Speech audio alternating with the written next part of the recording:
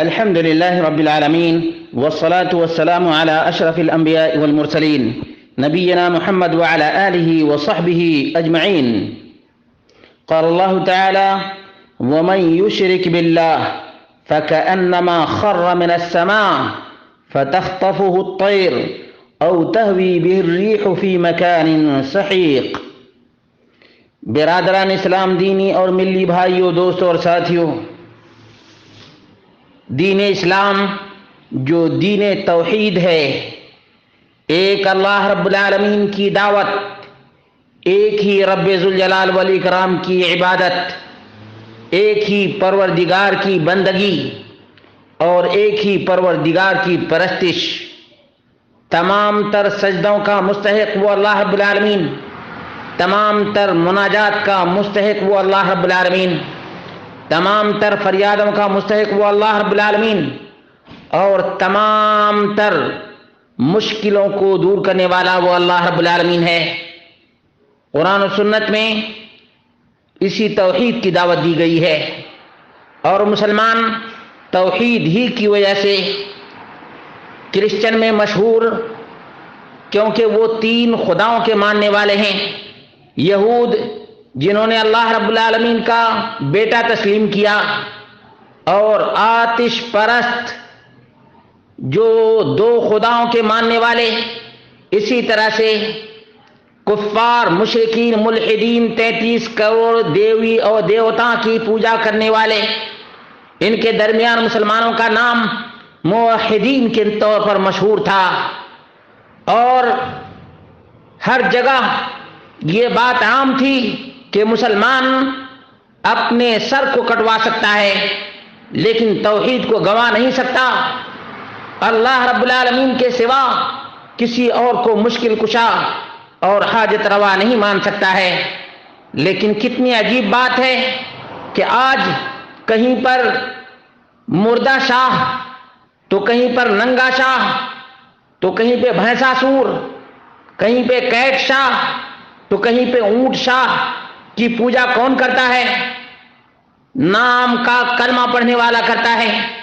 ابھی ایک نیا مزار جس کی شکل، جس کی صورت کعبۃ اللہ کی طرح بنائی گئی ہے، اللہ رب العالمین کے گھر کے مشابہ اس مزار کو اور قبر کو بنانے والے، جن کو کلمہ گو کہا جاتا ہے، انہوں نے ایک زندہ مزار شاہ یا زندہ مدار شاہ کانپور انڈیا میں یہ کعبہ نما مزار بنایا ہے. اس کے ارد گرد لوگ طواف کرتے ہیں، اور اس مردہ سے لوگ حاجتیں مانگتے ہیں، مشکل کشائی کے لیے فریادیں کرتے ہیں. اصل بات یہ ہے کہ لوگ تو لوگ ہیں، اس کے مجاور، اس کے پنڈت اور اس کے ٹھیکیدار لوگوں کو گمراہ کرنے کے لیے اس کو بزنس بنا رکھا ہے. اسی لیے کسی نے کہا تھا، ہو نیک و نام جو قبروں کی تجارت کر کے کیا نہ بیچو گے جو مل جائیں صنم پتھر کے. یہ مزار جس کو کعبہ نما بنایا گیا ہے اور نیلے کلر میں بنایا گیا ہے، کیا اللہ رب العالمین کی لعنت اس کے اوپر نہیں پڑے گی؟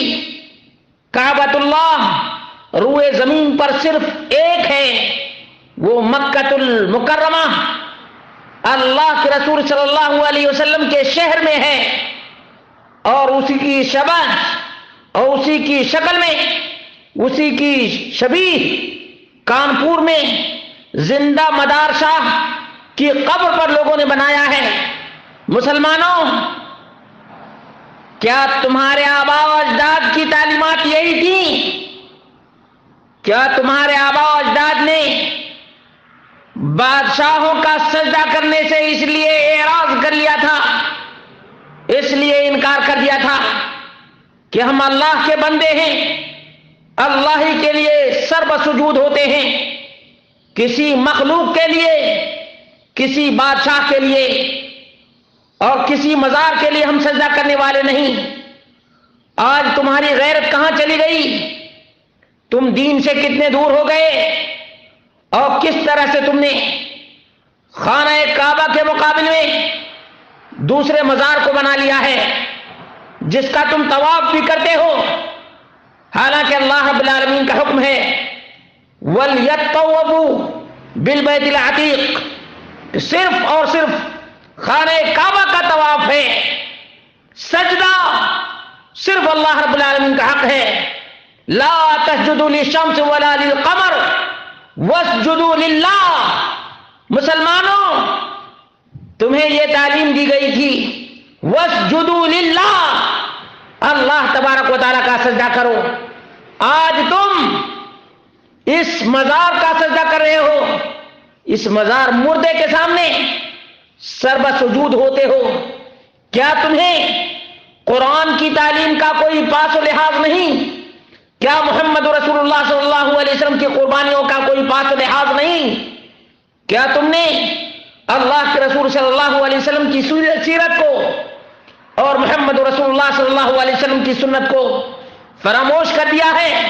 یقین جانو، جو محمد رسول اللہ صلی اللہ علیہ وسلم کی تعلیمات کو فراموش کرے گا، جو محمد رسول اللہ صلی اللہ علیہ وسلم کی سنتوں کو مٹائے گا، اور جو اللہ رب العالمین کے گھر کے مقابل میں گھر بنائے گا، اللہ تبارک و تعالیٰ اس کو دنیا میں بھی ذلیل کرے گا اور آخرت میں بھی رسوا کن عذاب میں مبتلا کرے گا۔